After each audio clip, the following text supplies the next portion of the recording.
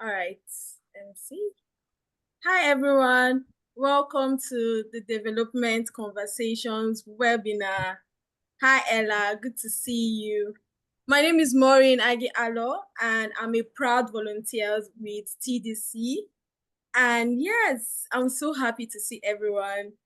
But before we dive right in, I just want to say Happy New Year because this is our first webinar for the year, and it's so good to see your beautiful faces. I'm seeing that of Enene, Habiba. Thank you so much for joining in. And for our participants, yeah, Happy New Year. And for other participants who are joining in right now, I just want to say thank you. Maybe you're tuning in from the office, or you are at home, or you're trying to sneak in for a quick listen between tasks. Thank you. We see you. Thank you for joining us, and we are happy to have you here with us. As you all know, TDC, we are here to, what TDC is all about is to foster insightful conversations that help empower development practitioners. And today's conversation will be about how we can navigate change in our sector. We know that there's a lot of changes going on in our sector. From our past conversations, from our podcast conversations, we've been talking about resilience, relevance, career growth, well-being in the sector. And today is not an exception, honestly. Today is not an exception. We're going to talk about changes, how we're going to navigate transitions in our sector. But before then, I would like to pick our brains for a few seconds. I just wanted to ask, before now, so when you hear the word change in the development sector, what's the first word that pops up in your head? I want to see your thoughts. I want you to share your thoughts on that. You can use the chat box to drop in the word. Let's just see. Drop in the word. When you hear the word change, what word pops up in your head? I just want to hear your thoughts. So you can do that quickly so that we can move on very fast. Yeah, let me look at my comment section. Oh, nobody has dropped a word. So is it that okay, before now, localization, yes. Change on ease. I share the same sentiment. Yes, I share the same sentiment. Before now, I used to, when I hear the word change, I think of impact, but now change is more like it's scary. Yes, I see transition, something new. Yes, something new. It's giving God a beg. I'm telling you, it's indeed giving God a beg. End of project. Well, we hope not. We hope not. Yes, something different. Thank you. Something different. Uh, the person that wrote God a beg, Habiba, transform. Yes, transform. For me, like I said before now, I used to think about change as impact, something sustainable and all that. But for now, in the sector, because of the dynamics going on, I'm seeing growth. Honestly, I don't want to project any fears or anything. I'm seeing growth, yes, from my end. So yeah, that's what today's conversation is going to be all about. We're going to talk about the change in our development sector, what we are currently experiencing, and it promises to be insightful, honestly. As we all know, the development sector is undergoing so many changes. We've seen it from funding cuts, career shift, organization restructuring, and all these things are just affecting both individuals and organizations. And honestly, this change is not just for our job alone, it's affecting our lives, our financial stability, and overall our well-being. Because I have friends who call me every day and they are crying that, Maury, I don't understand what is happening in this sector. This sector that looks promising is no longer promising. It's unstable. And we know how these things can be, honestly. We know how these things can be challenging for us. And that's the reason why we're having this conversation, because today's session is going to give us a better understanding of how we can understand the changes that is happening in our sector, finding ways we can adapt while staying motivated and also making an impact. Because at the end of the day, why are we here? We are here to make impact. We're here to touch people's life, right? So yeah, that's what today's session is going to be all about. But before then, for those joining us, I just want to give like an overview of the changes that is happening in our sector. That's the development sector. As you all know, thanks to Trump's administration, they made a decision to cut over 90% of foreign aid contracts globally. And these transitions and dynamics have bring a lot of uncertainty in our sector, where a lot of priorities are now shifting. We see donors shifting their priorities, government policies are shifting. There's a lot of conversations asking if the work we do is really relevant or not. And apart from that, bringing it back home to our individual lives, we've seen some of our friends, because I have friends who, they are out of job right now. Like, as a result of these funding cuts, they had to close down so many projects. They had to downsize their organization. Some persons were moved to a whole different department that they have little or no skills, you understand, to operate in that particular department. So these changes can be really, what's the word now? Can be really, I'm looking for the right word to use, but it can be really devastating, right? It can affect our well-being. We also, apart from the funding cuts and priority shifts and all that, we still have our personal lives. We still have people who are trying to see how they can strike balance between their personal lives and their work life, and see how they can marry both together. It's still a transition. It's still something that is difficult for them to handle. We've seen people who are relocating back to school, or who want to juggle between school and work, and they don't know how to balance this thing. And then bringing it back home, for me, myself, as a young practitioner, like, I struggle with these whole changes that is happening, because I want a stable career, honestly. And I don't know if I should still, put in my 10 foot, my 10 foot, sorry, not my 10 toes rather, in this sector, or I should, be exploring other opportunities out there. So basically, that's what today's conversation is all about. You might want to ask, why are we holding this conversation? Why does this conversation matter? At TDC, this is what we do. For the past few months or last year, we've been having conversations on asking if our work is really relevant. We had the beyond the project outcome, is our work really meaningful? And it was an insightful conversation. We had staying in power, how to be relevant despite industry changes or shifts that is going on. And then December last year, we had a conversation on well-being, how we can take care of ourselves while still performing our roles and our job. And today's session is not an exception. Like I said in the beginning, basically this session is going to help us understand the problem, number one, give us an idea on how we can handle uncertainties like this, and also how we can adapt to these changes that is going on in our sector.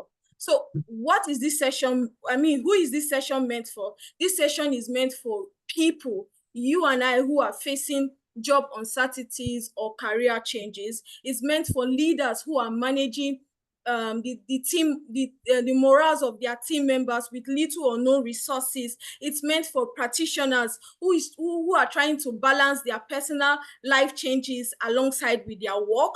And it's also meant for young practitioners like you and I, who are looking for clarity in their career path. What will you gain in today's session? Today's session promises to be insightful. You're going to gain a better understanding of the changes happening in our sector, and you have strategies to stay flexible and navigate transition. I know I've been saying a lot. Yeah, I just want us to have an overview of what today's conversation is all about.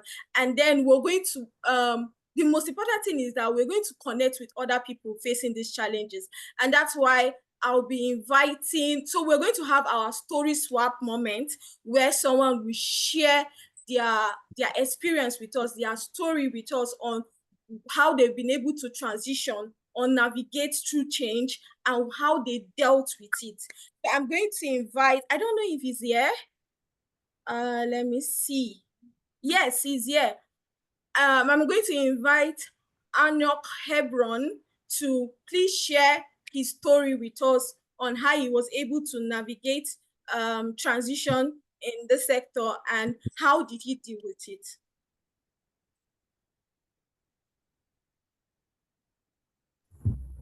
Okay, good afternoon, everyone. Good afternoon. Thank you. This seemed to be a very exciting discussion because of how relevant it is and because of the times. I'm really happy to be here. I'm excited. I'm afraid to on my video because of network. I feel the quality of the network may reduce. So I'm trying to just see how I can manage the quality of network. Sometimes you understand how it can be. So yeah, I want to talk about the change I've experienced. My name is Hanok Hebron, and I've been a development practitioner for the past 9 years. So 9 years of continuous work, of continuous learning. And the big change happened when I had a project end date. You know, you thought that you are prepared for the change that comes with project end dates, but sometimes the realities are entirely different because it's a new whole phase altogether. A lot of planning towards it, but still you find out that the uncertainty that it comes with, not knowing when to restart the next job, totally places one in a difficult situation. So the moment for me was for how I needed to change my thinking. So I decided to use the time I had to improve my skills, take up courses, and I also used the opportunity to complete my master's degree that period of time. And because, of course, of the certain uncertainty that it comes with, it was a bit difficult to navigate, especially financially. You thought that you had planned for it, but still you feel you should have done better. So at that period also, I learned how to acquire extra sources of income. What else can I do differently to earn more money so that I'm able to meet my needs and then meet the needs of those that are under my care.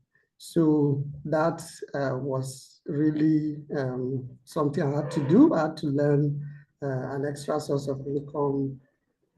I've tried businesses while still doing the development work.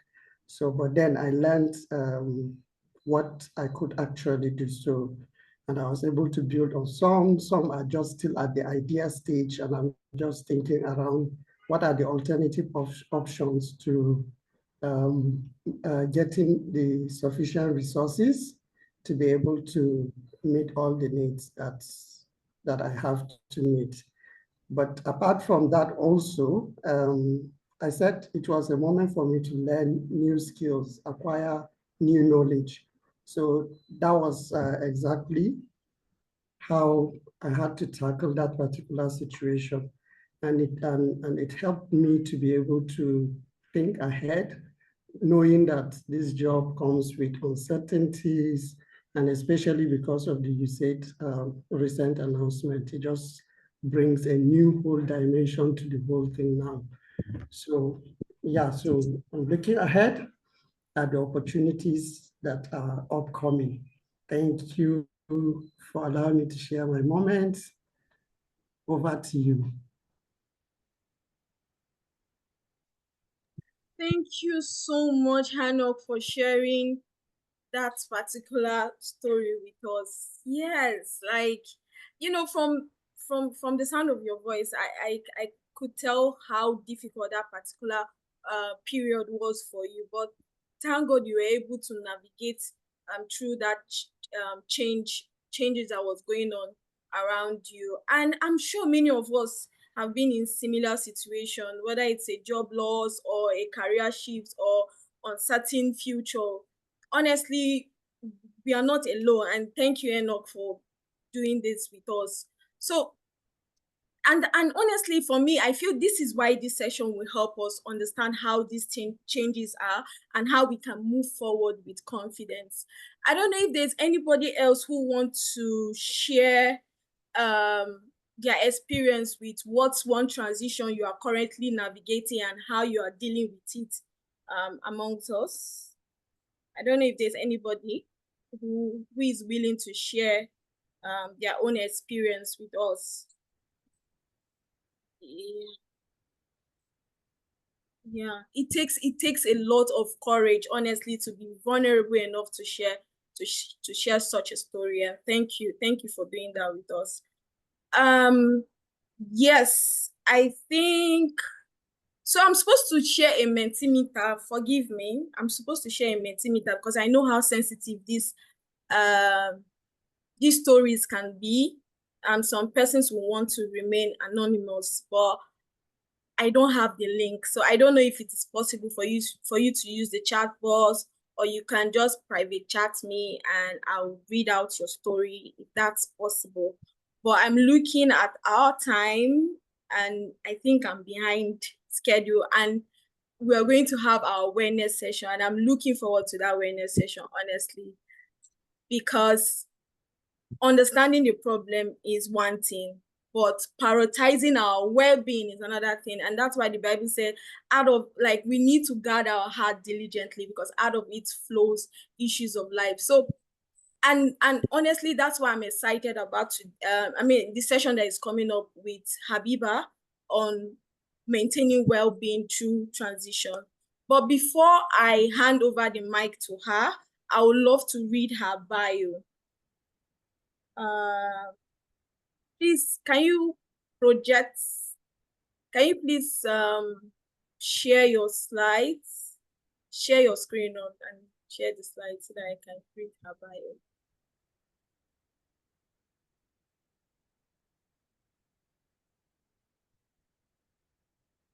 Okay.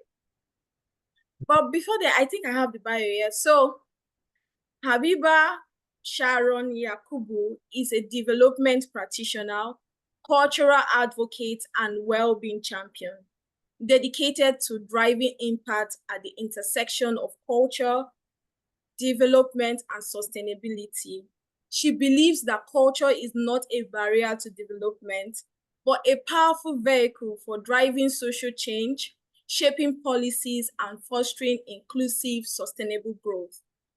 With expertise spanning in the Korean culture, mental well-being, holistic living, and community development, Habiba works to integrate cultural perspectives into development strategies, ensuring that interventions are contextually relevant, community-driven, and sustainable.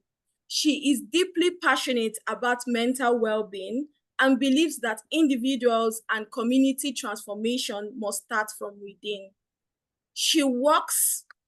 Her work centered on bridging the gap between tradition and progress, using culturally grounded approaches to address societal challenges, enhance community resilience, and promote well-being as a core strategy for community development.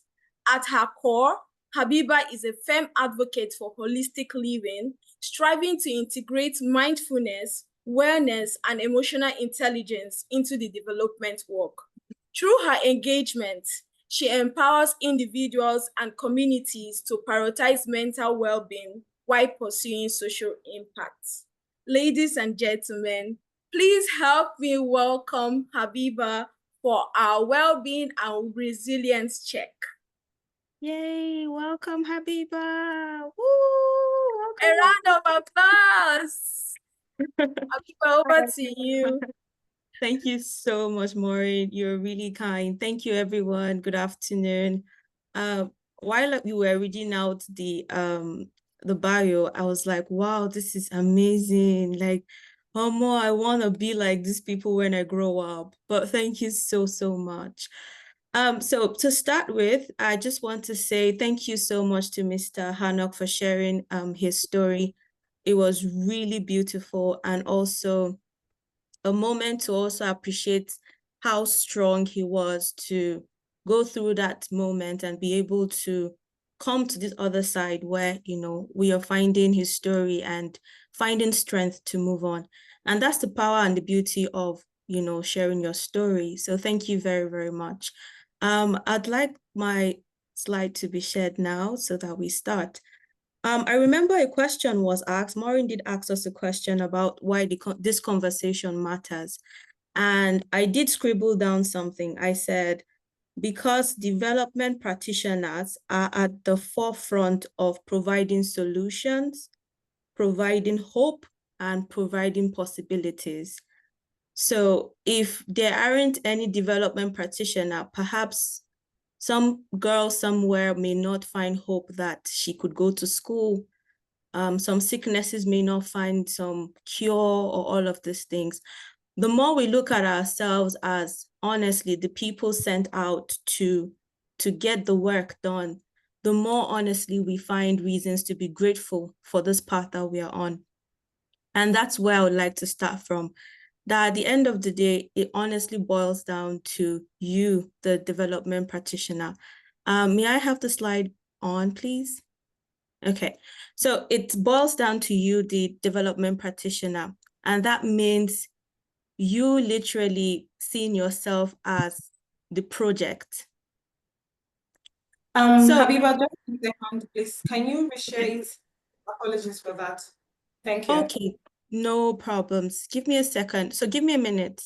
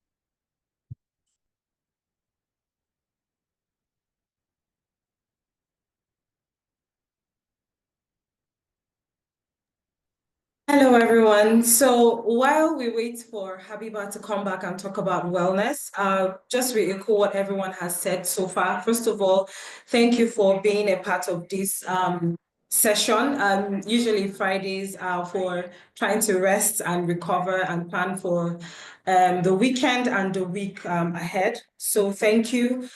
We know that this session might be a bit a tough one for quite a number of us that are currently undergoing one form of transitions or another. Please feel free to take breaks when you need to and if you need to. And yeah, we'll be sharing the recording also once it is available. One thing that we know is very important is the place of our mental well-being and our mental health. And that was why we thought it was very important to have Habiba join us to facilitate this very short session. After Habiba's session, we'll be bringing up Enene and Raquel, who have actually navigated various types of transitions. So we're not just looking at transitions that we go through in our careers, but we're also looking at some changes or transitions that we can go through in our personal lives. I remember having a conversation with a very dear colleague about some of the transitions she has faced. So she had moved from private sector to the development sector and had to start from an intern, whereby in her former job, she was on a very good managerial position. And then also shortly after that, when she felt she had settled into her role as a support staff in the development sector, she had to also go through the another round of transition, which is relocating out of Nigeria, getting married, going through motherhood and things like that. And these are all heavy transitions that These are all heavy transitions that can affect or even impact our work. And it is so important that as development practitioners, we're not just looking at our lives through the lens of the work we do, but also our own personal lives. So how do they come into play? Because we don't have separate lives, right? We don't have work lives, and we don't have, personal life just by the side.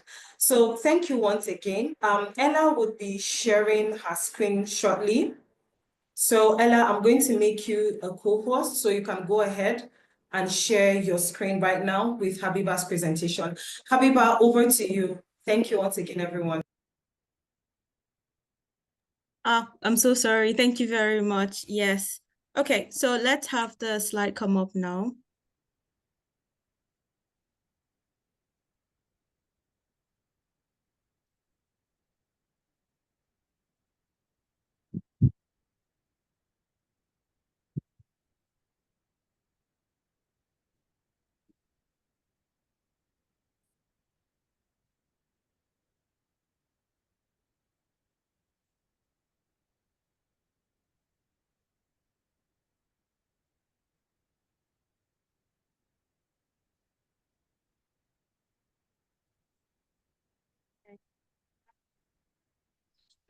So the first thing we're going to do while we're having this conversation is we're going to have some practicals. And the first thing we're going to have is to calm our nerves. So together, I want us to breathe. I would tell you when to breathe in and when to breathe out. We're going to have this like 3 times. So when I say breathe in, I want you to breathe in gradually. So let's start. Breathe in gradually, gradually. In, take it all in. And then breathe out gradually. Breathe out gradually. Okay, how was that? Was it easy? It was? Okay, let's do it again. Let's do it again. Breathe in,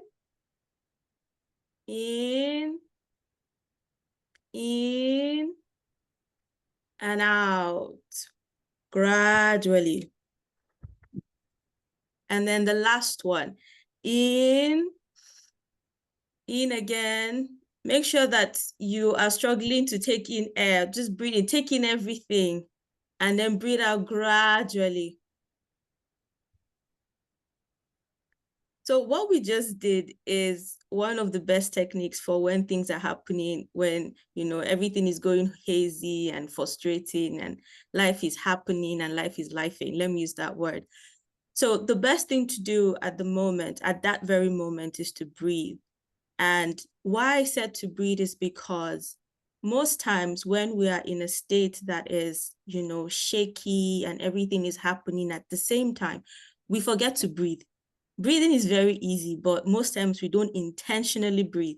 And breathing has a way, aside of keeping us alive, it is one of the best ways to keep our nerves, you know, keep our nerves together, keep our nerves centered. And why do we need to breathe? Of course, we need to live. And again, you need to be stable. So my conversation today is going to be about how to be stable regardless of the situation. I'd like us to move to slide 3 or 4, please. Now, when we come to development space, you always see that change is very, very volatile, meaning that anything can happen at any time, right? So the tendency is you're always on the edge of your seat. But how do you keep yourself sane? Let me use that word. How do you keep yourself present? How do you keep yourself able to focus regardless of the things that are happening? I would like to use 2 approaches. So let's go to slide 5. So I have 2 approaches to share with us here. The first approach is the self-check, and then you have the community check. So the self-check simply means being able to keep yourself in an equilibrium. Now, what does that mean? Is first accepting that this is the reality, that change is happening. And I'm sorry to say this, but in our current times, we cannot decide or decipher how change will be. It can happen, and it's very fast and volatile. And because it's constant, because it's always moving, there's a tendency for us to sometimes not remember, like, you know, is this thing of you can have success right now, and by the next time you're having a challenge all of a sudden.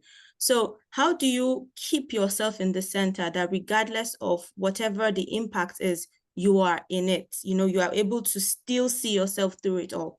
So the first thing I wrote is learn to always have a sense of progress. Learn to always have a sense of learning, that you are having a learning curve. I love what Mr. Hanak said, where he said that when he had a challenge, the first thing he went about to do was to go and start learning new skills and to develop himself. If you're able to develop a learning mindset, what it should help you do is it should help you always see everything you're doing as a learning curve. So learning curve will also help you to detach your personal feelings from the state of the thing before you.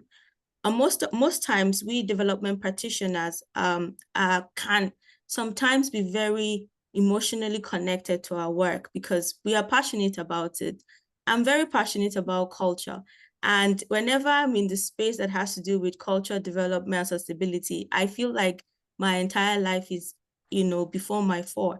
But when you deal with the people in that space, sometimes you find a lot of intersects of not understanding each other. How do you explain a policy that they will come to relate with it, and all of these things? Sometimes you're not even accepted. Sometimes, you know, all of these things can happen. But every time, I've always learned to see it as a learning.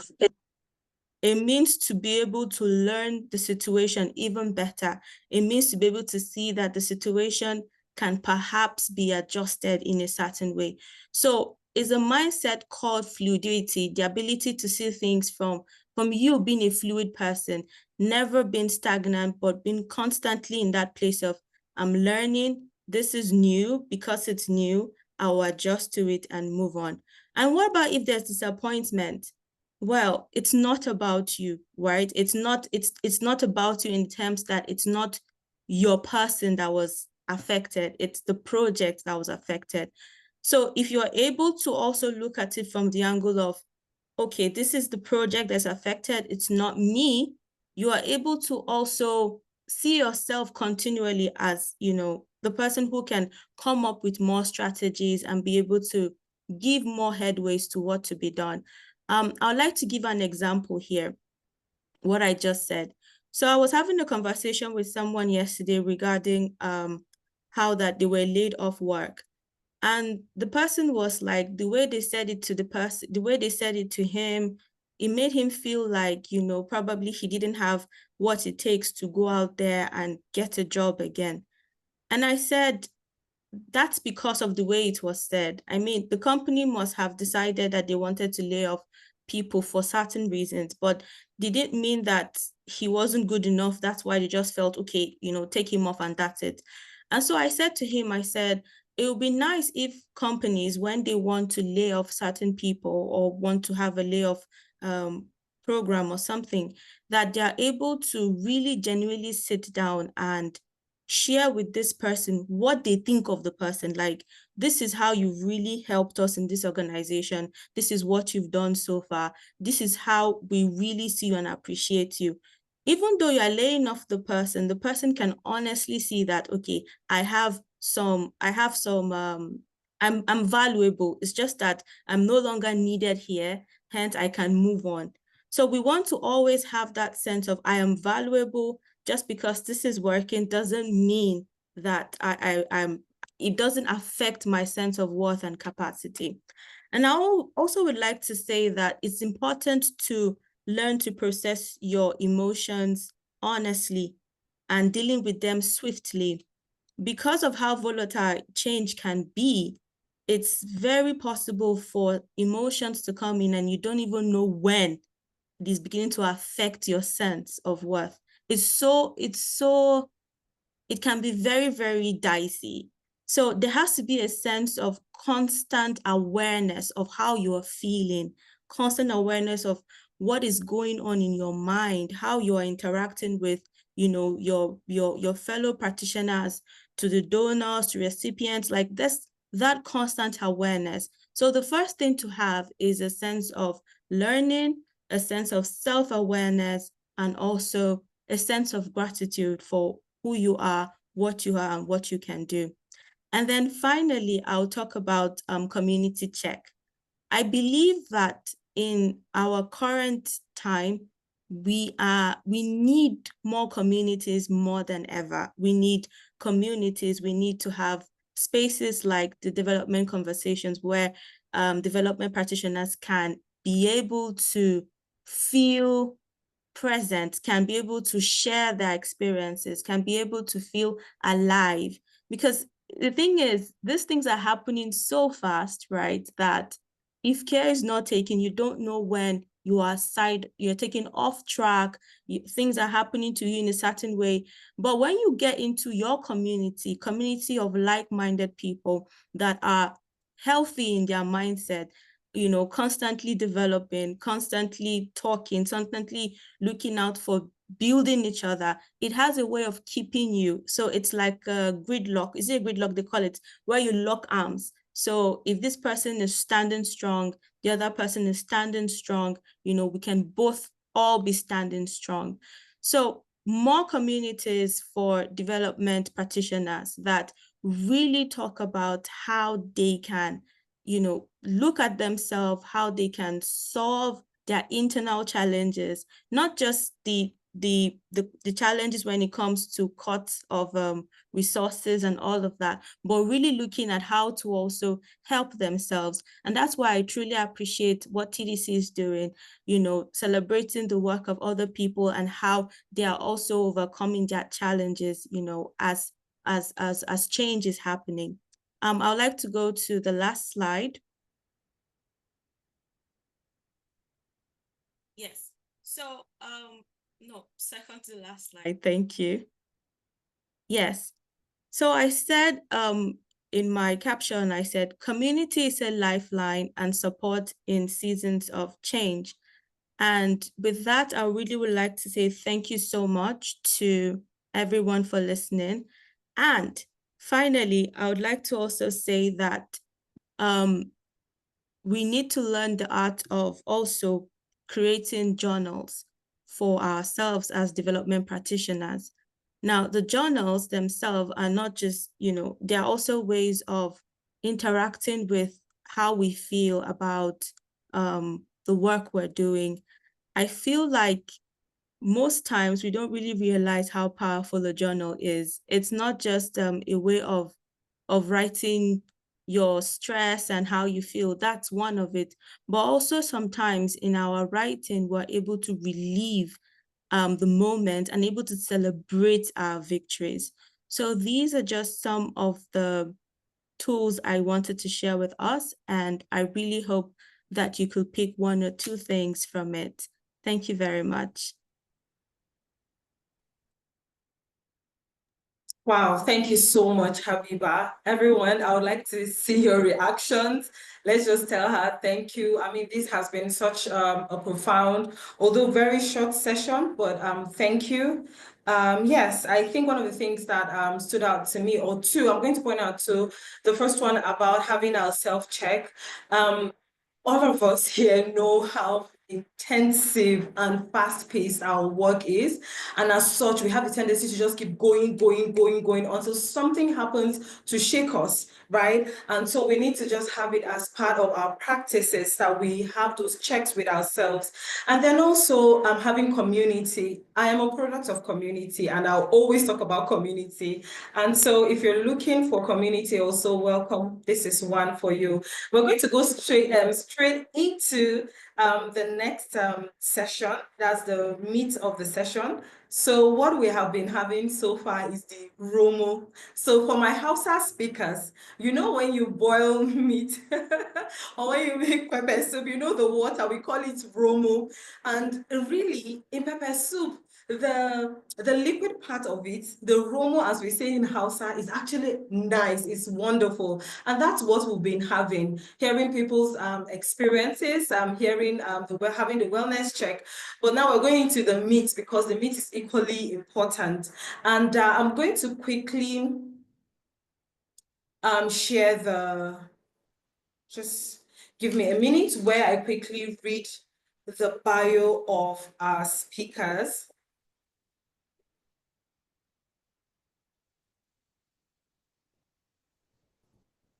So we have had Habiba. Can you confirm that you can all see my screens? Can all see my screen? Okay. And then I will read a bit about Raquel. All right. So who is Raquel Daniel? Raquel Kasham Daniel is a social impact leader passionate about education, gender equality, and children's rights. She's the founder and the executive director of Beyond the Classroom Foundation, where she works to improve education for underserved children and equip girls with knowledge on body safety, digital security, and gender-based violence prevention. So what has she done? What are some of her key achievements? She leads initiative to distribute free sanitary pads as mental health awareness, ensuring girls stay in school and do not miss out on education due to period-related challenges. She's also the co-founder of Bambini Africa, an edutainment company that creates books, board games, animation, and digital learning tools to make education fun and accessible. For anyone that has worked in the field of education, you know how we need a lot of good entertainment and edutainment for our children. And Raquel is one of the people that is filling in that gap. She's a prolific author with over 30 faith-based and educational children's books and 6 board games, using storytelling to educate and inspire young minds. Please let us welcome Raquel. Raquel, you're welcome. It is really, really good to have you. I have followed Raquel in fact, I think Raquel, even when she was probably volunteering, I'm trying to remember, but I think I started following her around 2015, 2016, and it's so interesting, to see the different transitions she has navigated and how she keeps on becoming impactful and just innovating, and showing up in her work. You're welcome, Raquel. Next is Enene Ejembi, who is Enene Ejembi. She is the global development consultant, right? She has had early career. Her early career was in retail banking and expertise in strategy execution. This informs her work advancing progress towards the sustainable development goals. She has led teams that deliver technical assistance in economic growth, health system strengthening, governance reform, and education development across Nigeria. Enene is the founder of Verbatim Virtual Solutions.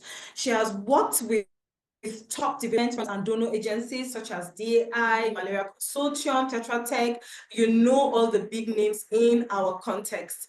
And she leads the Verbatim Virtual Solutions, and this is an international development consulting firm focused on strategy, execution, and donor partnership.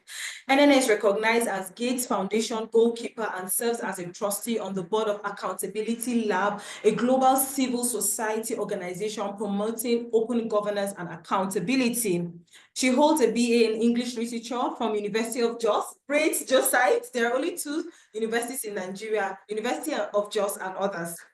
And MLIT in English Studies. Yeah, so her career, Enene is also a very passionate and committed development practitioner who I have also had the pleasure of working with. And she's someone also that I have closely followed for a long, long time. So everyone, please let us welcome Enene and Raquel.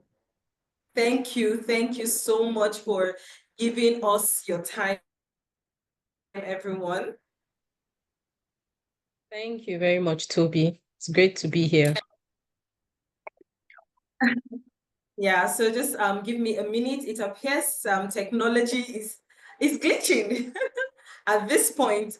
But if we can start, just give me a minute. Let me see if I can quickly switch to my phone because it appears okay, yeah. So I can see Raquel and I can see Enene. Can anyone see me? Yes, we can see you. I can see you, but you're frozen.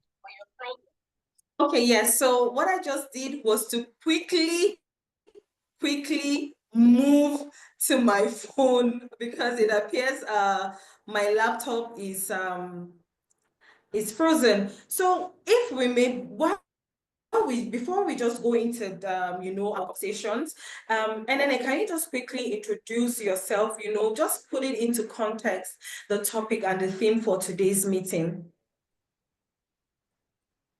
Excellent. Thank you very much, Toby. Excellent. Thank you. Let me know if in the chat if there's any glitches with the audio. But I mean, we're in a very we used this word a lot during COVID, but I think it fits. We're in unprecedented times within the international development community, right? We like to talk about transitions as being unpredictable. And that is how it appears to be happening with the Trump administration's actions with regards to USAID. But I like to frame it this way, right? This is a situation where we saw it coming, but it hit us out of nowhere, right? Because think about it. In his last administration, he reduced a lot of the multilateralism that the US was participating in. He reduced their commitments to the United Nations. He did cut budgets for aid. And his narrative since then has been that aid is corrupt. Some of the organizations that I've worked with have been very clear on this. So we've anticipated it. But yes, the way that it has happened it's unprecedented. If you think about it, there have been shifts in funding, there have been shifts in policy, and obvious institutional structures have changed, right? And it is very disruptive the way that it is being done. I've said that the way that Trump is doing it is like, killing an ant with a hammer. But let's look to areas where this has happened before. Post-Brexit, the UK government reduced aid and they merged together their foreign policy and their overseas development assistance in terms of the way they work. There were institutional changes because DFID ceased to exist and they were absorbed into the Foreign and Commonwealth Office. So now we have the Foreign, Commonwealth and Development Office, right? With the foreign side of it driving the agenda. Now, Trump has done the same thing. He's shut down US aid and he's in the process of absorbing it into the State Department, which is the part of the government that the US government that handles their foreign policy and their diplomacy. So it's the same thing. What is different is the political narrative around it. And Trump is very good at using political narrative to his end so that he can energize his base. So we that are not American citizens and we're not voting in the election, we need to try to close our ears to the political narrative because that one is politics. He's doing that for votes. He's doing that for the Republican Party. It has nothing to do with our sector. What we need to watch is what is he doing?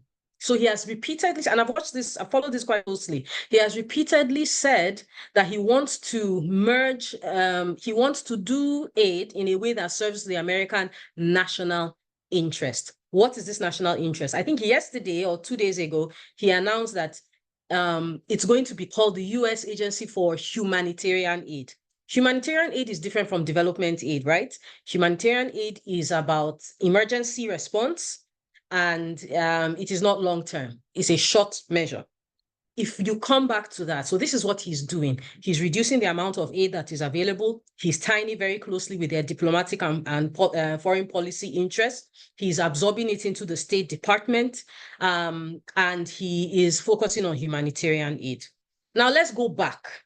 to, you know, earlier times in development. So if you look at a lot of the meetings and events that shaped the face of international development for the last 10 years, you'll see that during the Paris Declaration on Aid Effectiveness, 2005, 20 years ago, we've been talking about this, right? The Accra Agenda for Action, 2008, also talked about it. We promoted country ownership. We promoted the fact that we want to reduce donor dependency. 2008, 2005, and at the Paris Declaration for Aid Effectiveness, we talked about the localization principles, which is we want local ownership, we want national alignment, we want harmonization between donors, right? So like I said, we see these shifts coming, but maybe because we don't believe it's going to happen, we're overly hopeful. We know that government generally moves slowly, bureaucracy takes, you know, it's very slow. And we have a personal attachment to this space. It's where we do our work. And just like Habiba said, a lot of us are emotionally attached to the work that we do. So what's our challenge? How do we learn to recognize these shifts and respond proactively to shape what comes? To me, we need to move exactly the way things usually move, which is move over the long term, move strategically, and then all at once, which is exactly what happened with the way that this shift has come. Now, I know that there are people in this on this call who have been affected. So while I'm here speaking English, a lot of people are looking at, look, I just lost my job. I did not anticipate that I would lose my job. I don't care about the Accra Agenda for Action. Was I there? You know, and that is all very valid. And I like the fact that we started this with a, you know, mental wellness check, because all of the changes, everything we say here, all the strategies, all the moves, and we're going to be, I'm sure Raquel and I will share quite a few, they can only be applied by a person who is wholehearted. And so your job, if you've been affected by this, or if you are just trying to plan the next 5 years of your career in this space of shifting aid, you need to invest in yourself, invest in your mental wellness, invest in your ability to be resilient. And there are mindset shifts you need to have. There are strategic moves you need to make. And you need to be able to move deliberately and plan. I like to plan in 5-year cycles and then execute in 1 year bursts, right? But that would be my advice. I can share a bit more, but I think I want to hand it back to Toby in case we want to go into something specific. Thank you very much, because you actually did a very detailed and good job of just laying the background of what is happening. And like you rightly mentioned, we're not new to the transitions, but then this time around there's a political undertone. And you know what you said about shutting our ears off to the politics of it is very, very important. So thank you, Enene. I'm going to move quickly to Raquel. Raquel, as someone who has built impactful initiatives, so we have Beyond the Classroom Foundation, we have Bambini Africa, and can you tell us what has been the hardest part about adapting to change within the nonprofit sector? Can you confirm that you can hear me? I can hear you. Yes, clearly, I can hear you. And I got your question. Can you hear me? Yes, I can hear you. Okay. So first, I want to acknowledge Enene. I was like, hey, God, beauty and brains. God, how am I going to cope with this? My laptop is about to break, but I was like, my God. Thank you so much for laying that foundation. In fact, what you ended the session. We should just close up and go home. Thank you so much for that knowledgeable opening. It was really good. And I learned a lot from it. So as someone who has gone through, different transitions, I've moved from, I started volunteering in church, and then I came in fully into the nonprofit space, and I went back to business, entrepreneurship at Faith Foundation, and I came back to nonprofits, and then went back to government, I came back to nonprofits. It's been like back and forth for many years for me. What I would say is putting that side by side what's happening right now, I think the first thing that we all have to do is just accept what is happening. If you were on the call when Enene was giving the background about Brexit, Trump's administration, everything that's happening, people losing their jobs, different organizations, people have been losing funding streams. I would say accept that what is happening right now is, I don't want to say it's not going to get better, but it's our reality, and that the landscape is shifting, and that what we need to do is embrace it and now start to determine what is our way forward. A lot of people in the nonprofit space only have limited knowledge of their work. And so a lot of people are not vast in their knowledge. So you see somebody doing projects, and that's all they know, just maybe projects in communities. And they're not vast in maybe policies, or even programs design, not just implementation. And so they are lacking in these areas. And so when there's a shift, they're unable to transition quickly to something better.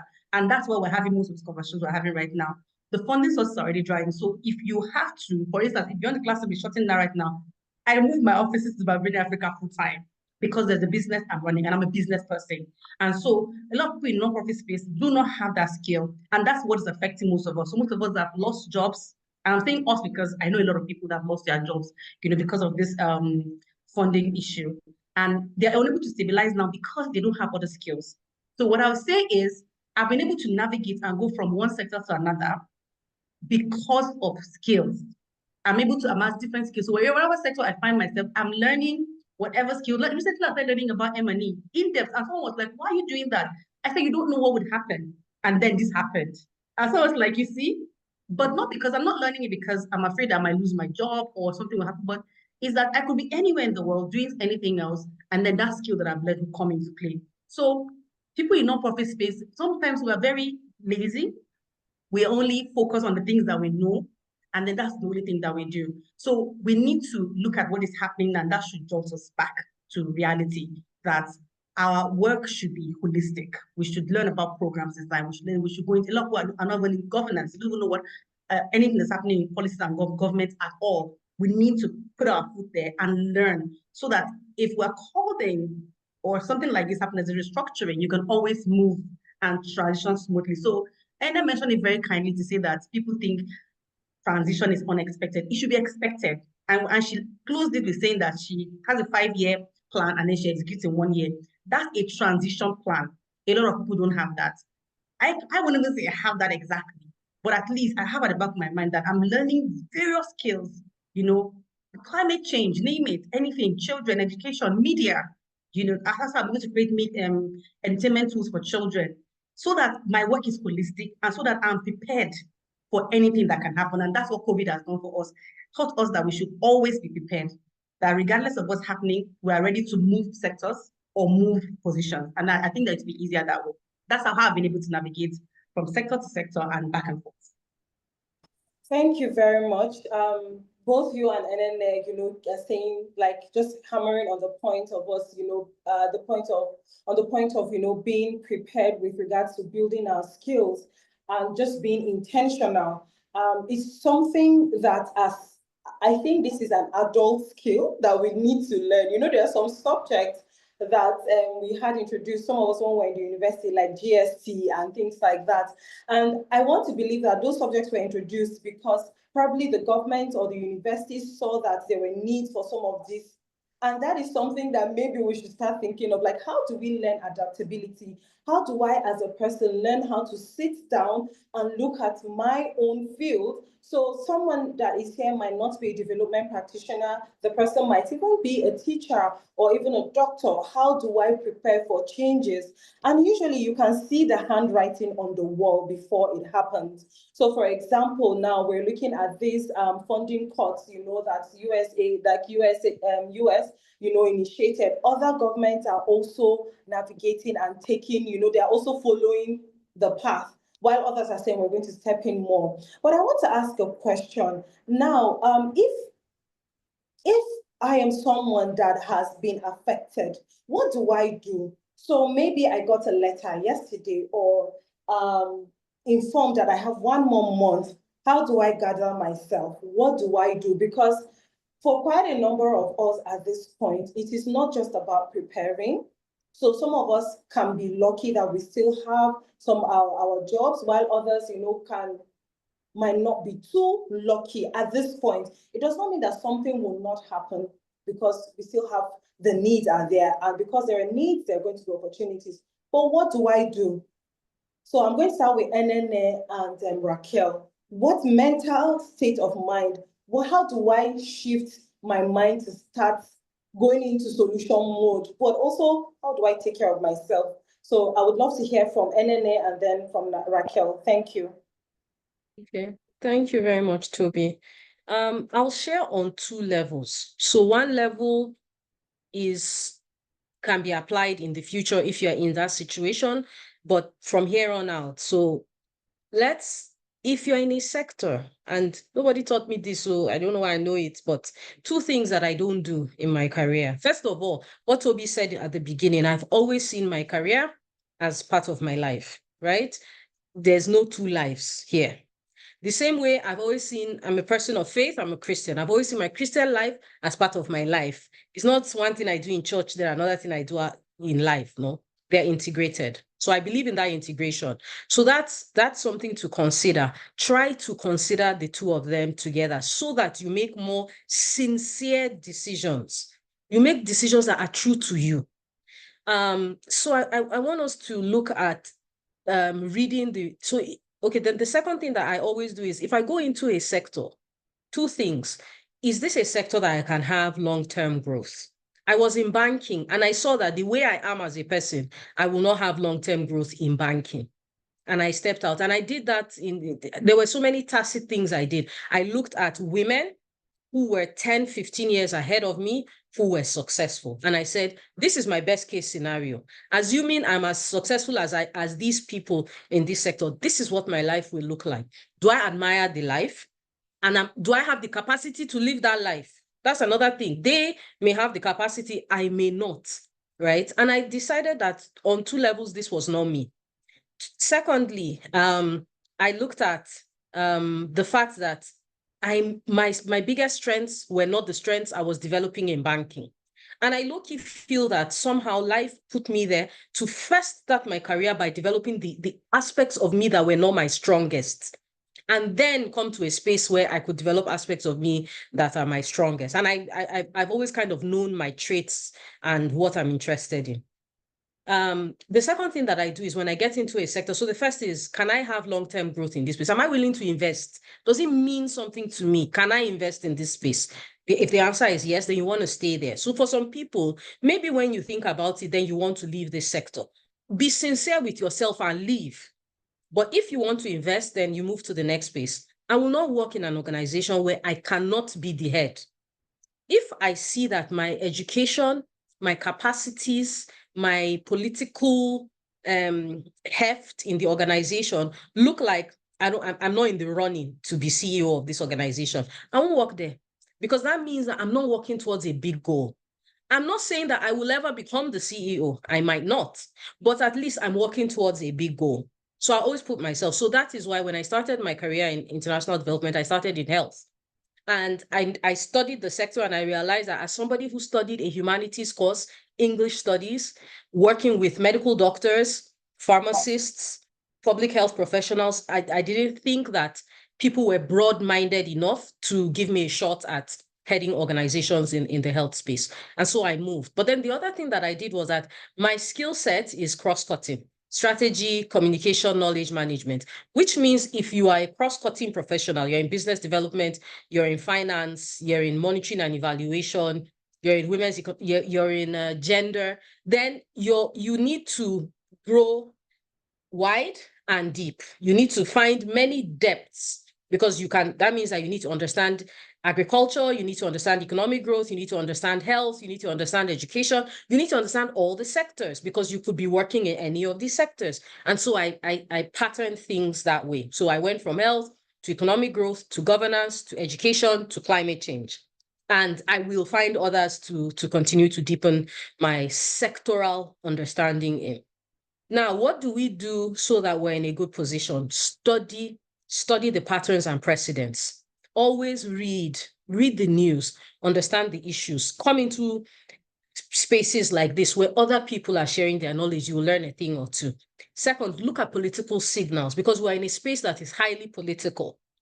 we are spending taxpayers' money, whether we're spending British taxpayers' money or American taxpayers' money or Nigerian taxpayers' money, we're spending taxpayers' money, which means that the political agents who make this taxpayers' money available to us have to answer to their citizens. And so things could change. So understand the political signals, stay aware.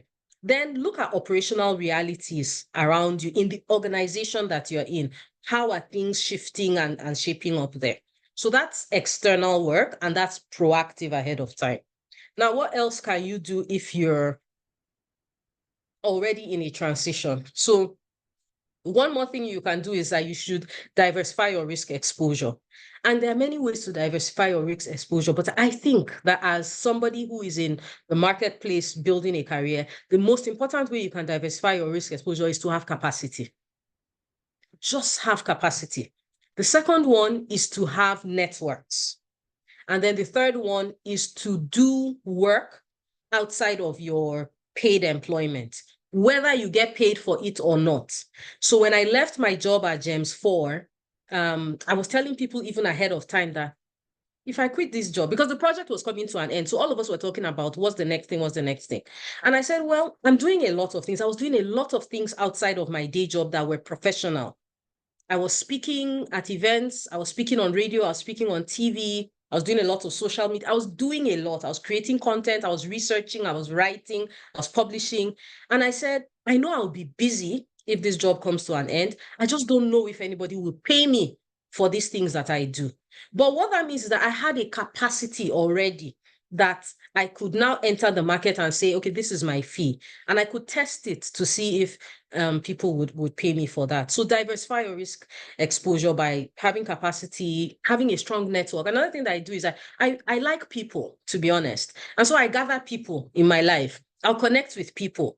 I connect with people senior to me. I connect with my peers. I connect with people who are junior to me, because it's just life, right? I'll either get a friend or I'll get a professional colleague, you know. But a lot of those relationships have led to jobs. They've led to contracts. They've led to projects. They've led to information that helped me. So don't network because you want to get something. It's grabby, it's clawy. Build relationships with people. Check in with people from time to time. And most of the time, you don't have to do that much. And another thing that I do is I help people solve their problems. So if you tell me you're having an issue with this, I'll scan my mind. Okay, I know this other person, and then I'll connect you. I didn't do much. I connected 2 people that had needs, but it counts. It keeps the relationships going. So stay professionally agile, invest in your networks, and then control what you can control. Those big shifts, we are not in control, but we can focus on the quality of our work. We can focus on our mindset, and we can focus on being adaptable. And our sector is adaptable, even if there aren't those big shifts, because projects are always ending, funding is always coming to an end. But the good thing in our sector is that employment is not forever, which means that people are employing at every point in time. So yes, in this space, there aren't a lot of new hiring going on, but guess what will happen? Something that maybe would have been hiring a new employee will be, please get a consultant that will do this for us for 2 weeks, right? Get a consultant that will work with us 2 days a month. I think that this is a time that we'll find small consulting opportunities that will keep us engaged and bring some income in, and you can build on that. I've had seasons when that's all I lived on. And at the back of my mind, I was like, okay, since I'm only working 3 days a month, then I'm going to focus on my family and invest in them, right? And spend time with them, because that is also value. Like we said, we don't have multiple lives, we have one life. So if one part is not working, another part should be benefiting from that downtime. And as women, we know how to multitask and do those things. I think the last thing that I'll share is a framework that, for me, I learned this in how to create value as a public servant if you're working in government. But I found that this framework is something that works across board with anything. And that is the 4 dimensions of creating value. And we need to be savvy about it and work on these 4 areas of our lives. The first is a philosophical framework. This is where you sit down with yourself and you know your why. It's about understanding your purpose. What is your vision? What are your ethics? What will you do and not do, and why? And where do you find meaning? It's a question of, why am I doing this? It's also the question of, what do I stand for? What do I represent? When people interact with me, what do they get out of me? So you need to be clear about that. And this is where your faith fits in. So it's not just philosophical, it's kind of also spiritual. So that's where faith feeds in. The second one is a technical, and this is the one we all like to talk about, your technical expertise, your technical skills. This is your knowledge, your skills, your tools that you use to solve problems and deliver results. Invest in it. Understand what are your strengths. Hold people to understand. Don't just sit and think what it is in your head. Find out from your line manager, find out from your direct reports, find out from your peers, because sometimes you are good at things you don't know you are good at. And most of us devalue that thing that we're very good at. So it has value, identify it. The third is your managerial skills. And managerial skills are not the same as technical skills. Managerial skills are your ability to set up a framework where you can plan, where you can coordinate, where you can execute, where you can adapt. This is where you have time management. This is where you have your work ethic. This is where you have your financial planning. This is where you have your self-discipline. This is where you have your ability to motivate a team, an ability to build other people, to give them that why that you have already identified. So you are giving them the philosophical, you are giving them you are pushing them in the direction that they can also grow their technical. That's the managerial side of things. And then the fourth one is the political. And a lot of people who are very good with the technical like to ignore the political. But you need to make sure that you are investing in your authorizing environment. You are not just moving. There are people authorizing you. There are people giving you legitimacy and support. Who are they? So this means you need to cultivate credibility with these people. You need to be deliberate about forming alliances with these people and making sure that they buy into what you're doing. So it's part of relationship building. Like we talked about community. I think Habiba talked about community. It's part of community.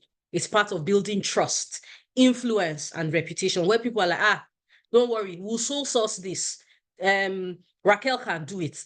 Raquel's organization will do it. Why? Not because you have the technical, not because you have the managerial, but on top of that, you have the credibility and you've invested in building trust. So I think those are things that we can do. This applies to running a business, building a career, managing your family, leading a life of purpose. So that's what I would share for us now.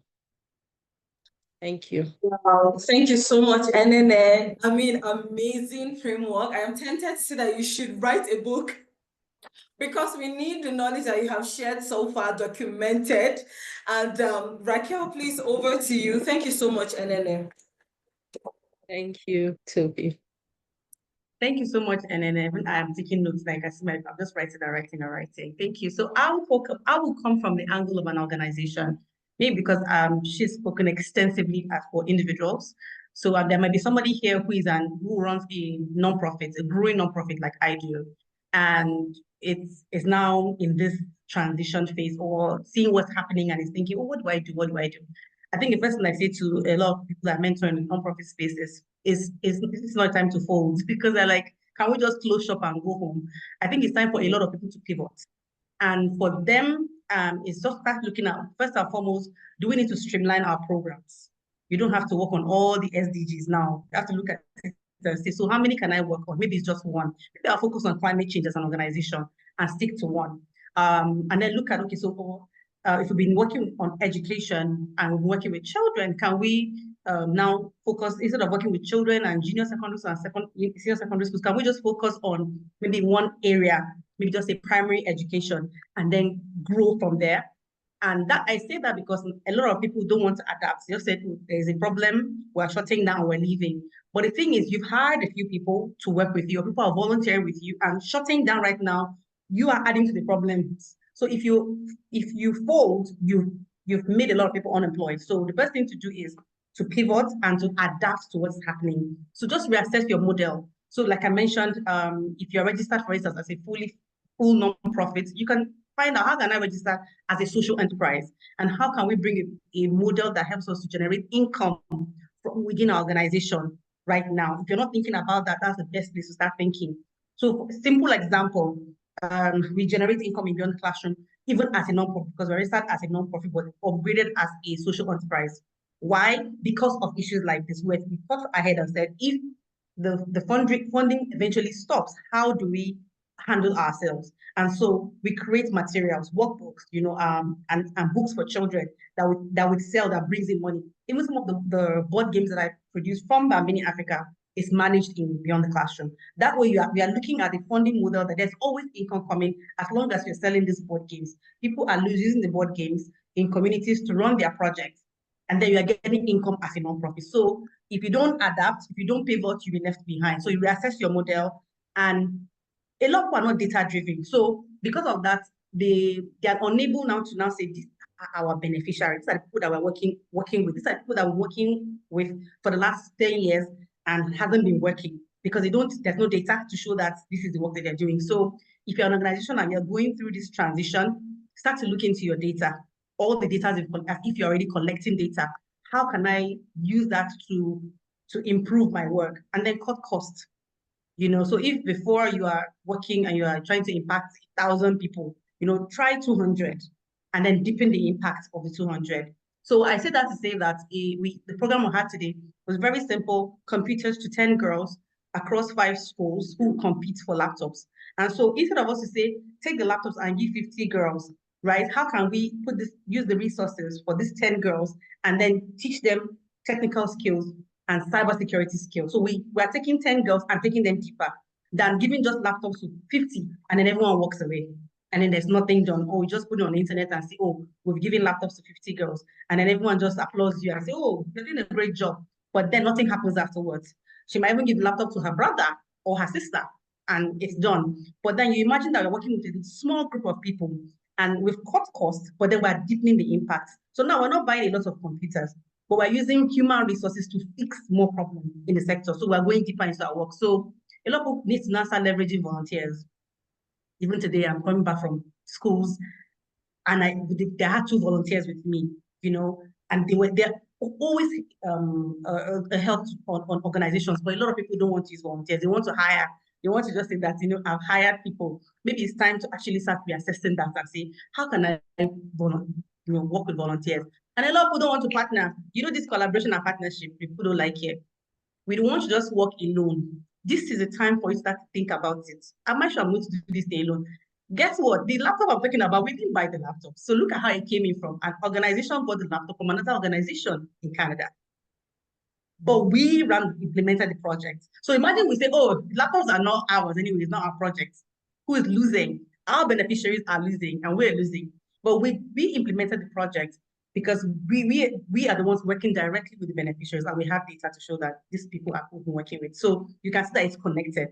And then another thing, if you're a non-profit, you begin to look at is for your organization to, maybe if you have a bigger office space, I mentioned cutting costs, but maybe cut a bit, some people want to just have these big spaces so that when you come, that they have arrived, and all that.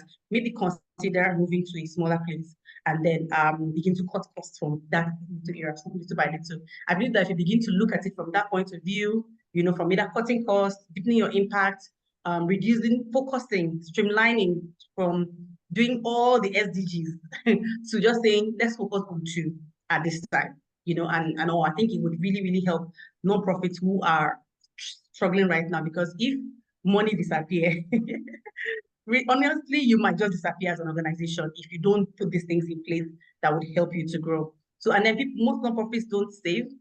This one I want to say, I'm very careful to say when I'm talking about nonprofits saving money. When we do budgeting and funders are giving us money, there's no reserve for the organization after the project. And that's a huge problem for a lot of nonprofits. So when project is done, money is done, they are done. And they're all waiting for the next project. So there's no reserve. So while I'm saying get a funding model that allows you to get money in-house, like a social enterprise, also look at the sector, ask people around, what are the charges people put as maybe non-profit charge or administrative fee? People call it different things. Just find out what the figure is. And if you get a 100K grant, what is the administrative fee that is coming back to organization after the project, besides every other thing you're paying? But a lot of people don't include that. So when project money is done, they're done and they don't have anything to fall back to. So start to look at this, and start to also, you can negotiate your funding. If you have funders, negotiate in the sense that some people say they don't pay staff, negotiate. If you don't have staff, you don't use them, how are you going to do the project? So I'm going to just say, just give me the money, I'll do whatever I want to do. And so their project is always small and they're unable to really make a huge impact. And so people just come in, volunteer, and they go, or people come in as staff 3 months and they're back in the job market looking for jobs. So if you negotiate and you put people on a salary for a year, and you have a reserve, you can always go back to something to say, we have salaries to pay while we're working on the next grant opportunity. And I think the last one that comes to my heart easily is also people don't have grant managers or people that apply for grants for them in the organization. You need to find someone that's very good. If you can't do it yourself, you don't have someone in your organization, you can outsource it. Someone who is very good with grant application is very, very key. So don't wait until the funding is over, then you're looking for the next funding, and it's just become a rat race. So this is to organizations basically, so that the people that you're hiring are not out of jobs, and then the beneficiaries are not wondering, so what happens after your project? You are here today and then tomorrow you're gone. There's no deepening of your impact. I hope that helps growing nonprofits to do better. This is amazing. And believe you me, what you have shared is not just for growing nonprofits, it is also for established nonprofit organizations. This is wisdom that has gone through the testing. Thank you so much. As we were talking, I remembered I said, I think this book should look at both organizational aspects, which you have done a wonderful job of just looking at it, and the Enene looking at it from the individual lens. Thank you so much to you both. So back to Enene, right? So how do you personally maintain your sense of purpose? Because you've talked a lot about, adapting, being innovative and what we can do and all. But, through these different changes and through these different moves and all, how do you maintain your sense of purpose as an individual and a development practitioner? Thank you. Thank you very much, Toby. Permission to speak freely. Please go ahead. I'll tell you the foundational thing, and this comes from a place of sincerity. I not send myself. This mission is God that sent me. That's where my purpose comes from. I believe that I was born Nigerian I've tried. I don't know that there's anybody that has tried to escape Nigeria and failed woefully like me. I come from a nuclear family of 6. And out of 6 people in this family, only 2 of us live in Nigeria today. And the other 4 have lived in the US for about 21 years now, right? So more than 21 years ago, the first member of my family moved to the US. Since then, until a few years ago, I felt my future was in the United States of America, and I tried to move many times. And the ways that they failed it's beyond me. This is not lack of strategy. It didn't make any sense. So I know that a big part of why I was born is tied to helping Nigeria to get it right developmentally. And so I don't waver. Whatever the turbulence around funding, institutional changes, reorganizations, policy shifts, I'm very clear in my mind that this is what I'm supposed to be doing in my career. And I used to say that if I'm doing this work for the salary that I get, then I will be, of all women, most miserable. So I don't do it because of money. I do it because I was sent to do this work. So for me, that's what grounds me. But then I'm a human, right? And I do deal with self-doubt. I do deal with men. How is this thing going to work? And for me, it's just taking it one day at a time. If you cannot see 10 steps ahead, just see 1 step and do that 1 step. And after you do that 1 step, the next thing go. I'm very good at controlling things I can control. And there are days when the only thing I can control is how tidy my bedroom is. And so I will start to tidy my bedroom.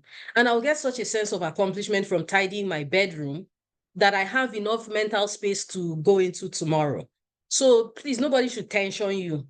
Let nobody tension you, especially if you're going through a situation now where either your job is at risk, or you have lost your job, or your firm has lost contracts, and you're trying to think, how am I going to make the wage bill? How am I going to keep the lights on? How am I going to keep things going? Let nobody tension you. If you can see the next 1 step, no matter how tiny it is, take that 1 step. If all you can do is call your team and encourage them with 2 lines, then do that and keep going. So I think that, just controlling what you can control is one way that I do that.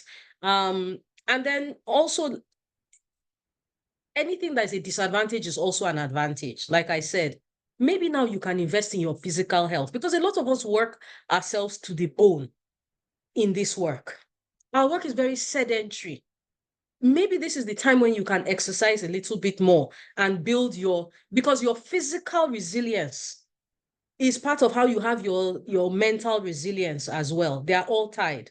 So maybe spend some time. You can tell yourself, just the next 3 weeks, this is what I'm focusing on. Let me see if I can get better in terms of fitness. Trust me, by the time you get to the end of those 3 weeks, you will see something else will open. I know somebody on this call who has offered to volunteer with my organization. Those are practical things that you can do, right? To stay, and she literally told me, I just want to keep my professional mind engaged and stay in the sector and stay in the space. So these are some of the things that you can do. And, you know, they're usually things you've neglected. It might not be your wellness. Maybe it's your parents. Your parents are getting on in age. You can go and spend some time with your parents so that when the job comes, and I'm always very clear in my mind that when I have downtime, it's like, Enene, make good use of it. Oh. Don't stay here and be thinking about your life, because a season is coming when you will not be able to breathe. So use it wisely. And then, you know, I do a lot of psychometric testing. I've done lots of them. There's one framework that looks at how much positive affect you have. Positive affect, I'm sure Habiba will know, is how happy you are naturally as a person. Negative affect is how sensitive you are to negativity. Some people are very sensitive. Once they hear one story, they've spiraled. So understand yourself. How much negative affect are you sensitive to? Are you sensitive to positive affect? And then there are two things you can do to improve both. So one thing that you can do to reduce your sensitivity and that your negative affect is to pray, to invest in your faith and pray. And then one thing you can do to increase your positive affect is to move, to take walks, to exercise, to do things around your physical well-being. So if those are the only two things you can invest in this season, please do. You'll be less sensitive to all the negative news swirling around. You'll be a happier person because when you exercise, you release endorphins, serotonin, oxytocin, dopamine, and all of that. And then do the strategic things as you are getting yourself better.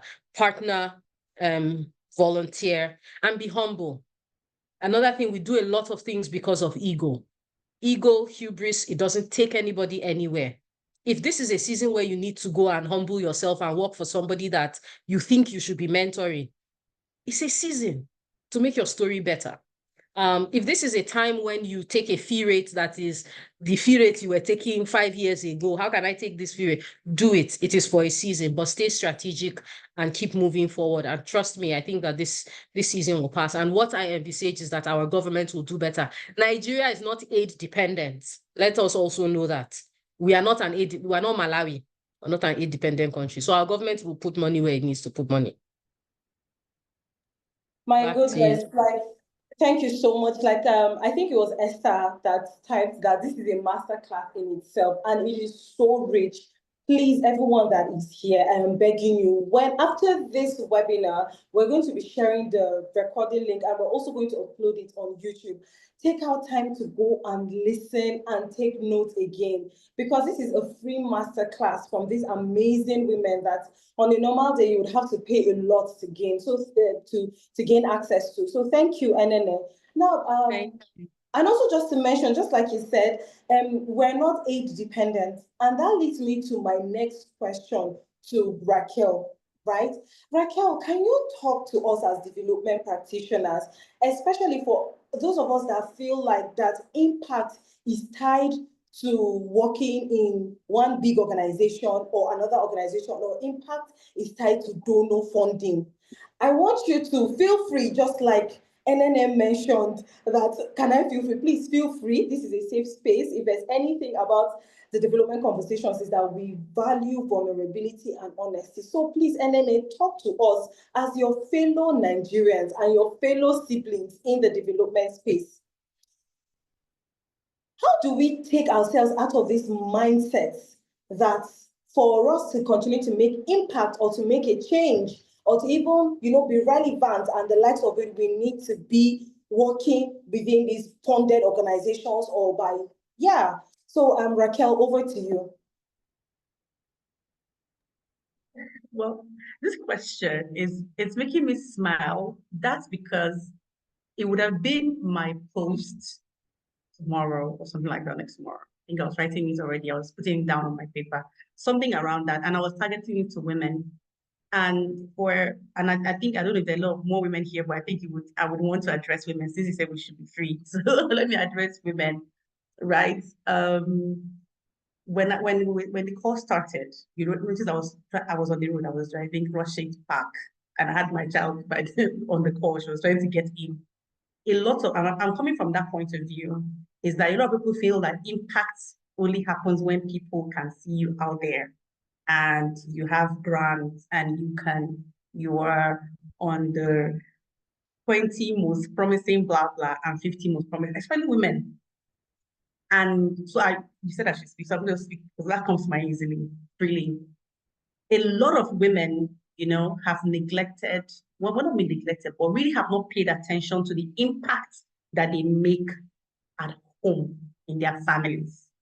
And so a lot of them make so much impact raising exceptional kids. I meet people and I'm like, is this your child? Like, how can your child speaking 3 languages at 6? Like the mother is doing such an amazing work, making an impact. In fact, that one child is a huge contribution to Nigeria already. Imagine other women mothers doing the same thing and impacting their children so much, but we don't see that as impact at all. We see because nobody is calling us on billboards to say, well, you're an exceptional mom, kudos. We're not looking at that part of our lives. And so I'm saying that to say that we should look at impact from different ends. Even some people being amazing children to their parents. We have parents who are abandoned by their children. We have other children who are caring for their parents, they're in their old age, right?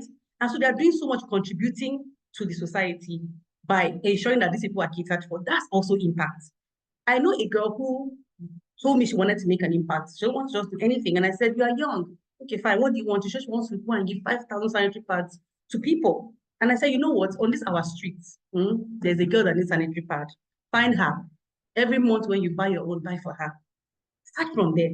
So we're not looking at those little things that we can do, like the mother taking care of her children and doing an exceptional job with them, or a child caring for their parents and doing an exceptional job with them, or just doing things that are beneficial to the society as a whole. They're not looking at those things that they're doing, right? Or teachers in school that teach children, they're not looking at that job as an impactful job that is beneficial to society. As long as they're not on TV or newspaper or magazines, they don't feel like they're making an impact. And so that's why a lot of people are running off from their good paying, their jobs, high paying or whatever jobs, and running to the non-profit space because they feel like that's where you can do something and be nominated for whatever and then be applauded. So we all have to look at impact from a completely different lens. It starts from your house. The charity begins at home. What can you do in your own home, in your own house? As simple as there's no day I go out that I don't tell people, get that child out of that front seat. The child is not even 12 yet. A child that's below 12 cannot sit in front.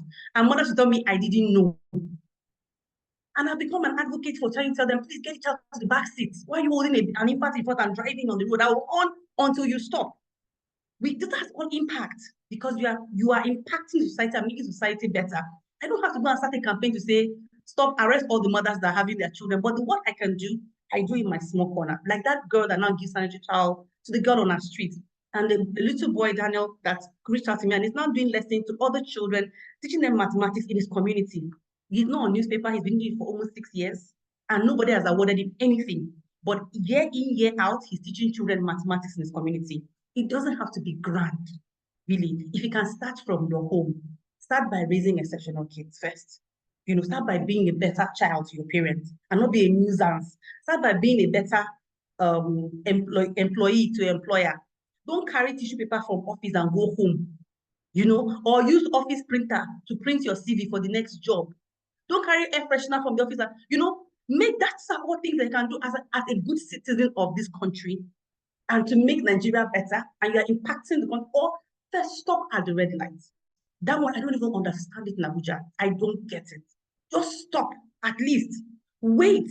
So if we all can just make an impact doing these little things that we're doing, and not cheat people, you know, or sell inferior things to people or whatever. These are the impactful things that I not normally think about. I know I run an organization, I do a lot of work, but honestly, when I feel most connected and I connect a lot of people is when people are doing work that they don't get celebrated for, and they're really, really doing it well. So if you start to pay attention to those little places that, you know, you can make an impact in your estate, don't be the nuisance in the WhatsApp group, you know, and all those things, make an impact there instead, you know, and all that, keep your surrounding clean. Just all those things that you can do, that is how you make an impact. I read a book when I was young. I know it was true though, how a man went to another town and then put notice that he wanted to buy something and drop the money on the table and pick the goods that he wanted and just walked out. People were not in the community, people had gone to pray or something like that. And I kept thinking, in this day and age, can I enter a shop and pick what I want to pick and pay and leave? It's not possible. You know, things have become so hard. We don't find honest people anymore in anywhere. So I would say that beyond all the big work that we do, impacting girls, going to communities, I've been in the villages all day, I'm sweating right now, I want to just go and just sleep and all that. Beyond all that amazing work that we do, have you done something in your house, in your home, to impact lives? I think that's the best place to stop this my rant that I'm currently on. I mean, this is so true. Thank you so much. It is so important that we view impact through the lens of the actions that we take every day. And like you said, charity begins at home. Like what we do at home really matters. What we do in our communities and the rest. We should not just look at the accolades that we will get online on social media or even outside, when we can also reach out to people around us. So as we begin to round up this session, first of all, I'd like to tell everyone, thank you for just, you know, being with us. We're supposed to round up by 4:30, but we've had such a full time and we've also had like technological glitches. So please bear with us as we begin to round up these wonderful conversations. But from the chat, I can see that we have been picking so much and learning a lot. So now I would like to hear from Enene as we round up. Enene, how do we move beyond survival mode and build careers that are sustainable and fulfilling, even in this our unpredictable sector like development? So I know that you have touched on that, but it would be good now if we just, you know, put that together for us so that our participants would have things to hold on to. So it could be 3 steps, it could be 2 steps. What can they do so that they are moving beyond survival mode? Raquel, you also shed more light on this question after Enene. Enene, over to you. Thank you.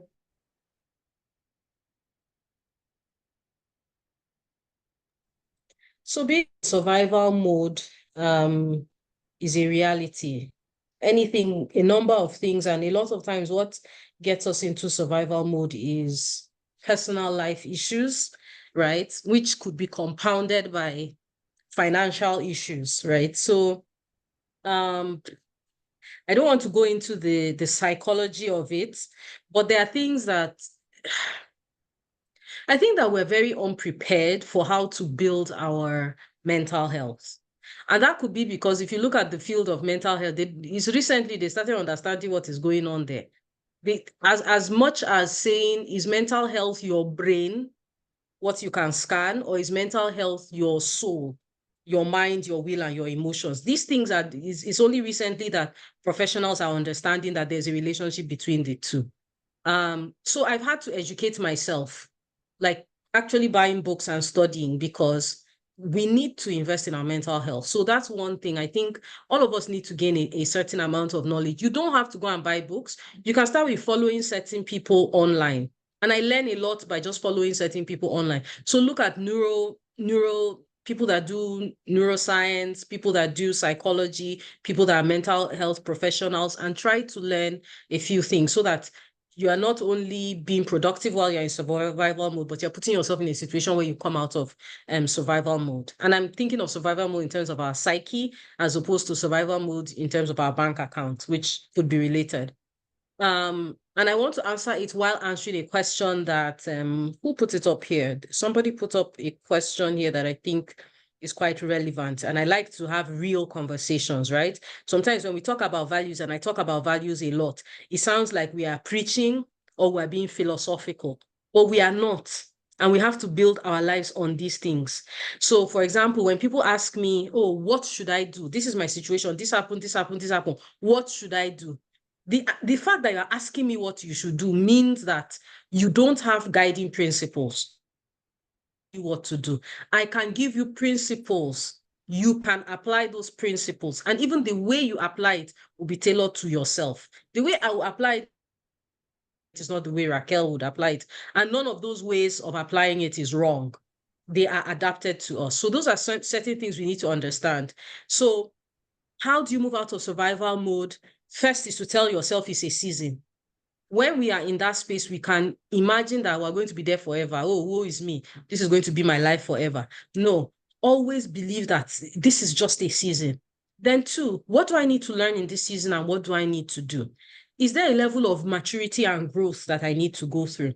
Are there things that I've done that I was doing the wrong thing and I need to fix those things about myself? And then speaking to the question that Yvonne Ahua asked, also, sincerity is also about being real. Sincerity is not only about doing the highest good. Sincerity is telling yourself that for where I am now, I can't do the highest good.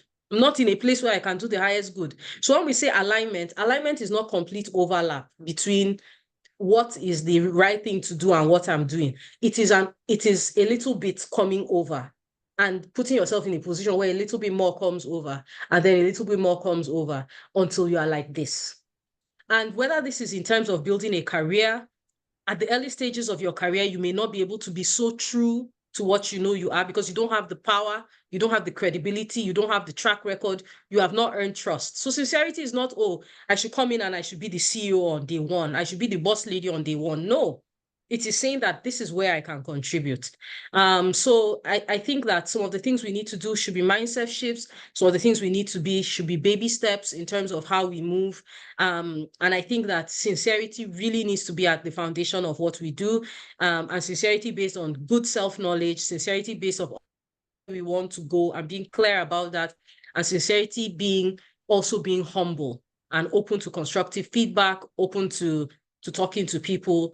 I mean, at every stage in our lives, I have a friend who's doing big things in a whole different sector from mine. When I say big things, when your friend is telling you that she wants to build an airport, that's the type of big things that I'm talking about, right? And yet I see her, I see some very humble things where she go and say, my oga, I don't understand though, I need help, you know? And I looked at myself and I said, do I do that? Do I do that? Do I actually let people know that I'm struggling? This math is not mathing. This is where I'm at and I want to get here. How do I get there? You know, and just say it like it is. You'll be surprised how many opportunities are not based on your skill set, but your sincerity and your humility, you know. So, but you have to have built the relationships and you have to not also be entitled and be presumptuous, thinking people owe you. Nobody owes anybody anything. Right. So I hope I've answered the question because I was trying to answer two questions at the same time. Yes, you have. Thank you so much.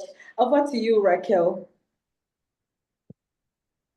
What was the question again? I was enjoying the conversation. How do we, it's fine. How do we move beyond survival mode as practitioners and build careers that are sustainable and fulfilling? Well, maybe I will just say what comes naturally to my heart is how I build. I don't live in survival mode at all. I don't know what that is, and that's because there's something I learned a long time ago. Like I said earlier, I don't know where I learned that from. I just think it was God that taught me, you know. And it was two things. One is that there's inspiration. And whenever is an inspiration, I see from outside, you know, the things that people are doing, I'm inspired to want to do something. I start to struggle to want to achieve that thing because it's an inspiration from outside. Then I start to struggle to get the resources to do it, you know? And because of that inspiration, that idea, that opportunity, or that whatever it is, I begin to struggle a lot. I might achieve it, I will do it. People are applauding, oh, you did it, that was so great. But I was just inspired to do it. But I now realize the second part of it, is that that's why I said I'm no longer in that survival mode anymore. I left it a long time ago and I realized that the best place to be is to live under instruction. So when I have an instruction to do something, there's already provision for it work. So I don't struggle. You don't see me trying to, I'm not wondering, okay, how do I get resources to do this project? Or how do I get this tool to somebody's hands? For instance, my board games. I don't even think I market the board games as much as I sell them. Like, you know, but because I know that it came as an instruction, do this, and I started to do it. So I don't live in that, whether there's no money, whether there's no funding, I don't live in that survival mode. So I think that what we do is understand the difference between an inspiration and instruction in our lives as individuals generally. Inspiration is great, you know, but you get that rush feeling where you just want to do everything and just do it, but you can postpone an inspiration because so many ideas I've gotten and I'm like, I can do it later. But when it's an instruction, it's already, even with the challenges, I know that I can do it. I'm bolder. I'm unable to even not do it because then it's like fire on my bum, you know? It's like I'm unable to sleep. And then I start to want to make sure that I ensure that I do that work. And when we move from that to an inspiration is mostly from seeing what other people are doing and just being trying to pick at the things they are doing and maybe just being envious of them or wanting to match up to the things that they are doing. So this person has an online course he's selling. I'm inspired to go and create my online course on something. I'll go and create it. And then I start to struggle to sell it and all this. So you now start to live in survival mode. So if you don't want to live there, understand, you know, your journey. If you're Christian, I'm a Christian, so I would talk from that perspective, you know, that I live based on instruction. And because of that, there's no survival mode where I am. I'm constantly working on instruction, and because it's tied to my destiny. So God gives me an assignment, He speaks to me, it's not a suggestion. It's not, I think you should do a board game. If you should do a board game now, and I will get it on, do a board game on this, do a board game on that, and I'm moving to do it. And the people that will help me design it and make it better will just be available. And I'm like, how come I didn't know you could design board games? I never knew you could do that. All of a sudden, I just thought about this thing in my heart, or it came to me as an instruction. I looked at my contact and you are there, you know, and everything is handled. So move away from that. The world is full of noise, like, oh God, like you don't even understand. Like so much, people are trying to chase things, people are trying to just grab, and Enene mentioned that during networking, people are trying to network so that it's things that they get, and nobody is trying to network forward, backward, up, right, so that they can, for their holistic living and holistic life, you know. So it's when they now distribute all those business cards and then nothing is coming in, they're now panicking. Oh, I paid $5,000 to go for that international event.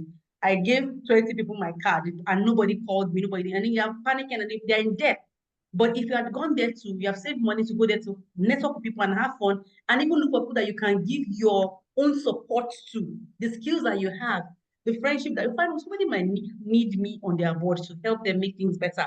If you had gone with that perspective, you'd have had fun, and you will come back with more results than just going to go and look for people you can grab from. So inspiration is good, but I think instruction is better for me. So it has helped me to stay grounded, to know that if I'm inspired, I can wave things around, and if I'm instructed, I would always ensure that I stay true to my instruction, and I'm never in survival mode. So I hope that helps someone. That helps. Thank you so much. Thank you, Enene and Raquel. I've both kept you beyond your time. So please, just to round this off, anything that you'd want to tell everyone here, and also for those that will tune in, you know, because we're going to put it on our YouTube channel. So for those that would also come in and listen, give us a parting word. What's that under remaining pot? You know, the bottom part of the pot. What's that bottom part that is still remaining in your heart that you'd want to share? So I'll start with you, Raquel, to round up this session, and then Enene. Thank you. Okay, I think what's been on my heart is prepare. Since it's about transitioning, I think we should not wait until things happen. And I said that to a few of my friends that have lost jobs from this whole non-profit funding thing that's happening. And I've told them, I said, I wish that you're more prepared. You know, you won't be in this position. So I think that we should be more prepared as organizations, as individuals.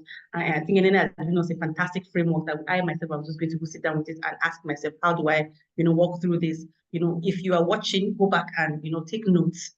And I believe that to help you. You can, don't wait until there is now, you are forced to transition. You know, plan your transitioning. Let it be planned.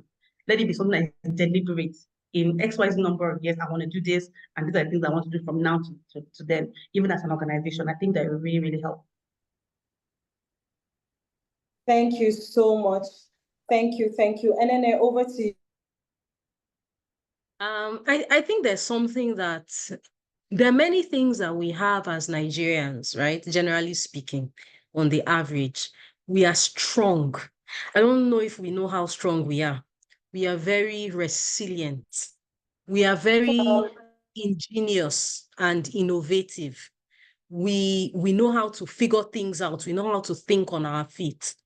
I think one way that we can make this even better is to have self-belief, and not self-belief of gra, but just a quiet assurance, that everything will be okay. Everything will be okay. And that everything being okay, yes, it's anchored on I will do the right things, right? But everything will be okay. So I think in this time, I want us to kind of focus on building that self-belief. I think it's one of the biggest ingredients in success. The other thing is that Nigeria is trying to, there's a narrative that has almost taken, is wholesale in Nigeria, that success is about wealth, it's about visibility, it's about access. And I don't, those things, if you think about where those things come from, they're results. I know because we have crude oil, many people have gotten wealth that is not a result. But generally speaking, when you are productive, you will attract wealth. When you are productive, you will attract recognition of your peers. When you are productive, people will grant you access. So don't bother about what is the outcome. Bother about the process. And what is the process? For me, success is consistency of character under pressure. And not just the character that you have today, but the character that you are working towards. We should always be refining our character. And if you refine your character, there are so many places that will take you to. It will make you work on your weaknesses. It will help you sharpen your strengths. It will help you to grow in humility. It will help you grow in confidence. It will help you grow in boldness. It will help you grow in understanding that you are unshakable. It will help you grow in knowing that what you contribute, you are the only person that can contribute it. Nobody can contribute what you contribute the way you contribute it. So for me, I want to play the game. I don't want to lose my name, because my name has value, and it has value in visibility. It has value in access. It has value in wealth.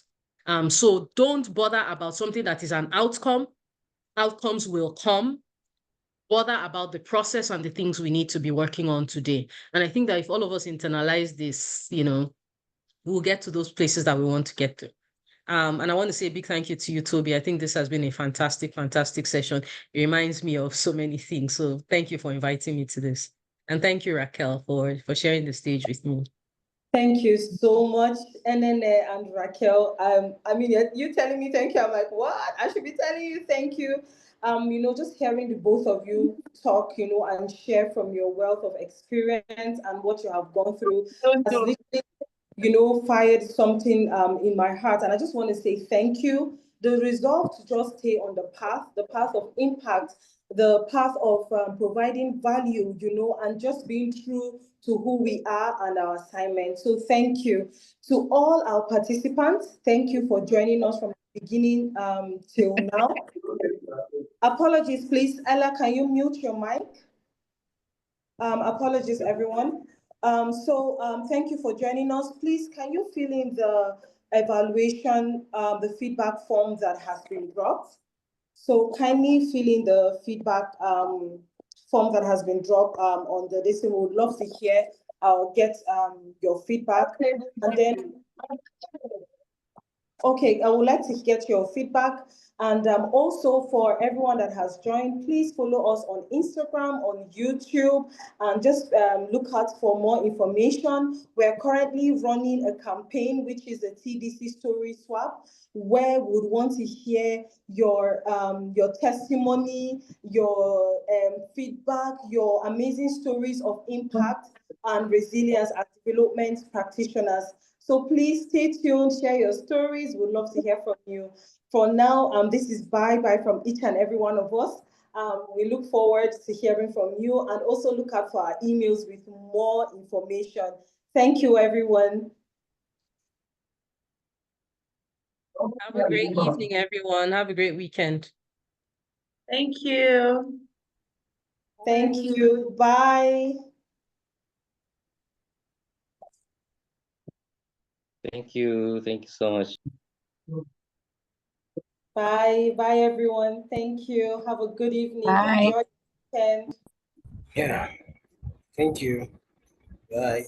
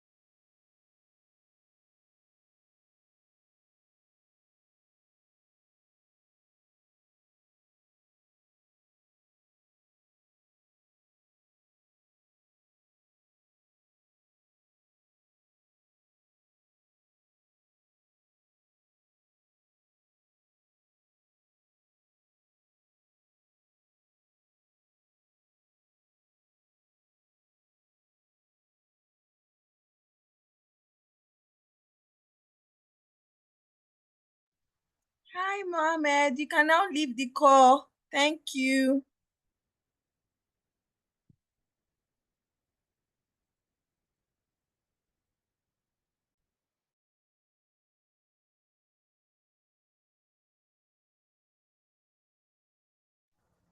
Thank you, everyone. Please leave the call. Thank you. Thank you, Nancy, for joining us. Thank you, Victoria. Thank you, Solomon. Thank you, Mohammed. Thank you, Ina.